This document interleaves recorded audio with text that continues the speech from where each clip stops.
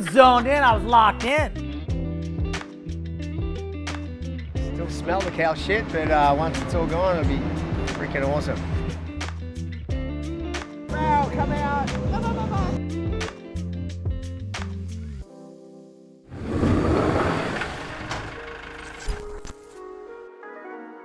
Hey guys, welcome to another episode of JS Garage TV. My name's Heath Walker and I am joined with my good buddies, my partners in crime, Damien Hobgood and Brent Reilly. Boys, last episode we said we were going to go to the wave pool and we sure as hell did, didn't we? And it didn't disappoint. Wow. Dude, you said you were going to take me, you just surprised me on the show. And dang, I forgot how fun that wave is. Right? Wow. Yeah, swell definitely arrives up there, Yeah, so. every 4 minutes. Yeah. For anyone at home who has the opportunity, there's a lot of wave pools that are being, let's be honest, popping up all over the world and, you know, great technologies to check out. Lemoore, one of the OGs, Kelly Slater's one, we remember, what was it, 8 years ago or whatever, when that first icy wave came. And talking about icy, we were there December the 11th. Obviously, you know, you can't control Mother Nature, but we arrived at the park in the morning. It was a bit foggy, wasn't it? Had a little bit of morning shitness. Still smell the cow shit, but once it's all gone, it'll be freaking awesome. Previous time I had went up there, it was almost the exact same thing. I think it has to do something with like the wintertime or something, where that fog kind of sits there for a couple hours. And it was funny, you guys were like, oh man, it's kind of foggy. And I'm thinking back in my mind, I'm like, dude, the minute this fog breaks and these guys get a couple waves, this is gonna be history. Yeah. No one's even gonna remember the fog. No. And sure enough, I didn't remember it. I think by the end of the day, no one remembered. We had to pump the brakes for a couple hours in the morning. And look, all credit to, you know, the crew at Surf Ranch. We can't give enough credit to them.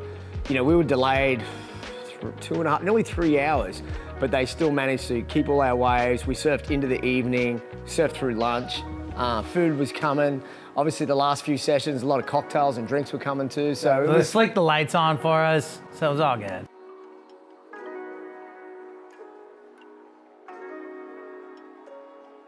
As Damo mentioned, fog, yeah, it was there in the morning, but we forgot about it.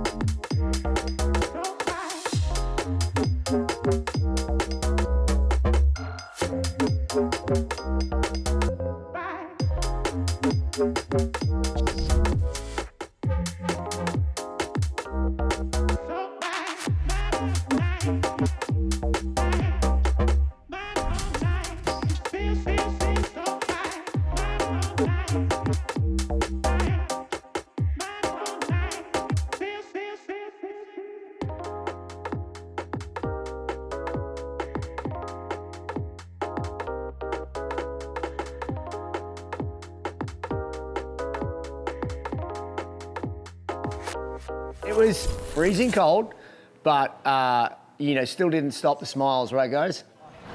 Oh, so good. Oh, ow, it hurts. Oh, not for long. Oh, God. I got the whole Traktor Boardriders there too, so vibes were high. Wave count was up, and yeah, I'm still defrosting, but it was 100% worth it. And that's something really cool that Brent highlighted there. So we do have our Traktor Boardriders, our loyal fan base that, you know, have been buying JS their whole life, and a couple of them here in the US were lucky enough to come and join us and surf with us. It's a great day all around. Last episode, we spoke a lot on the CarboTune, and I think a lot of people will talk about any type of epoxy in freshwater wave pools are really great, right? Because they give you buoyancy. But Brent, you rode the CarboTune. The Damo and I was riding the PU. I rode the Golden Child. A lot narrower board, a lot high performance. Not a board at my age and at my level I would ride out in these beach breaks anymore, but the wave was so good. It had such a pocket in it. So there was less board for me to move on the open face. I really enjoyed it on my back end to kind of draw off the bottom and keeping that kind of flow. One thing I did notice was pretty rad was your fin setup. When I first went out, I had like a normal 3-fin setup, and I noticed that it's a super bowly wave, which the reason why I took the Fusion, it's got the little tail kick, it fits tight in the pocket like your board that you rode. But I noticed that it doesn't have this crazy speed off the bottom. Like it's not like usually when you have a really bowly wave, like especially if you're surfing like Indo or somewhere like, or even like Mexico or something, when it's super bowly, it throws you off the bottom, like into the lip. So you almost have to control that speed. I noticed that wave doesn't throw you off the bottom, and that's why you need all that spring kind of just being really free out of the top of the lip. And so that's why I went to smaller fins. With the smaller fins, I could like rail it out and be a lot faster. I'm like, man, he just looks so quick and so free, but you're still like setting yourself up in the pit and you're throwing buckets. And then when you showed me that fin combo where you had the two normal thruster fins at the side, but then the little tail fin, I was kind of tripping. I was like, wow, and it looked incredible. So I think for anyone at home, that you get the opportunity to try boards in pools is the fin setups. The other good thing too is if you make a mistake, the same wave comes again. So whatever mistake you make, don't make it again. Well, I was gonna say, Brenny didn't have as many opportunities as say you and I did. But I tell you what, over here. What was he riding? Because he took the heat. He took the day. I gotta give him credit. The way young Brenty was committing to the top of the wave, like the barrel at the top, because let's be honest, if you fall off, that wave is gone. And Brenty was really committing to that barrel at the top there and was getting so deep. Yeah, so on our previous episode, we talked about the CarboTune, right? So I kind of stuck with that CarboTune with the Xero Gravity. That's my go-to bread and butter model tech. So I kind of stuck with what I know. Definitely, with the extra rubber, you have a little bit more weight. So that was a factor for sure. But once you're into the wave, you're fine. Yeah. Like Nutty was saying, he's riding a liter less than what he normally rides, and he was fine. I definitely, I had to get moving. I'm not gonna lie, like probably the scariest thing for me was, I had that 543 on and, shout out to Billabong for hooking us up, Scotty Boot, legend, hooking us up with the suits. But man, that's the most rubber. I felt like I had a blanket wrapped around my neck. And then to catch a wave, I was like, just get wiggling so I can get going. I think once you're getting into rail to rail and moving, you really are leaning a lot on your board. The Golden Child was epic, right? But I know that it only works in waves of that consequence. And I would struggle on a slightly fatter, slower wave. It really loved that top to bottom and that power right in the pocket. It was awesome. Yeah, then you kind of moved to the other end of the spectrum with Oliver, who was out there with us as well. And he was on the Sub-Zero for, part of the time up there. So he kind of went with the shorter, wider, fatter, stubbier feel for a lot of his waves up there. So it just shows the kind of different angles you can take with it along with the different fin setups. Oliver, we all know, is one of the most talented surfers, and I think, it goes to show in the wave pool, the wave is so long that you don't want to over surf it, right? You really just want to make sure that you're, surfing to the wave and making sure your turns are coming out of one and straight into another, whereas if you over surf it, those waves aren't cheap, and then when they peel away because you've over surfed it, it can be a little frustrating. I think something that's really cool with that wave in particular is you can call out your wave style you want, between CT 1 and 4, you kind of have 4 different wave profiles that, depending on which one you mesh with or want to try something new or see your buddy get a sick one. Damo's on CT3, I'm gonna try a CT3 next, I like that section. Yeah. Which is kind of a cool, different aspect of that wave pool. 2 turns, barrel, come out, 3 turns. Yeah, that was funny. Remember we had like, dude, no more than 4 turns off the first section because if you try the 5th one, you're gonna be where the barrel section is and you won't make it.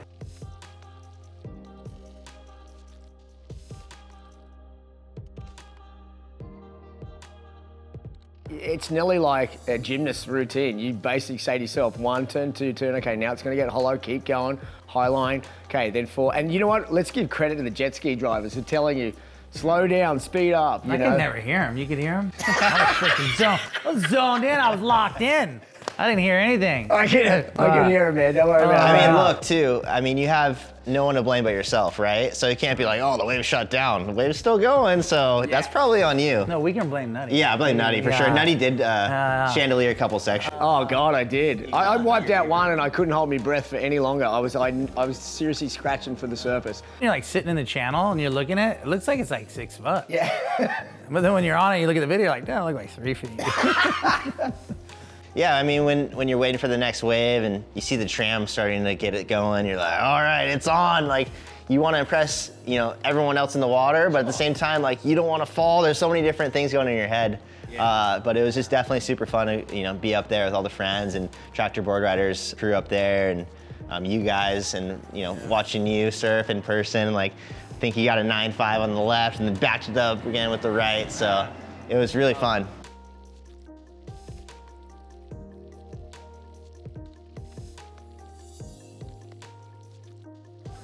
Dude, is that freaking Sammy Hagar? Oh, shit! Oh, yeah, that was Combo, are you okay? Are you okay? Way to stay in the race. So there you go, guys. Anybody that has any questions on what boards and models we were riding in the pool, from any different level, remember at the end of the day, this is not about the elite. This is anybody that wants to talk about how they can better their surfing, or even just general questions. Are you riding the right model that suits your surfing? Thank you again for joining us for another episode of JS Garage TV. Boys, the wave pool one is gonna be tough to top that one, huh? Why are you supposed to surprise us again? Well, that was Where are we going? That was a big surprise, mate. How do I top that one? I mean, we're not just gonna go to Oceanside Pier again, are we? Come on, tell me it's like Indo. Let's go to Australia.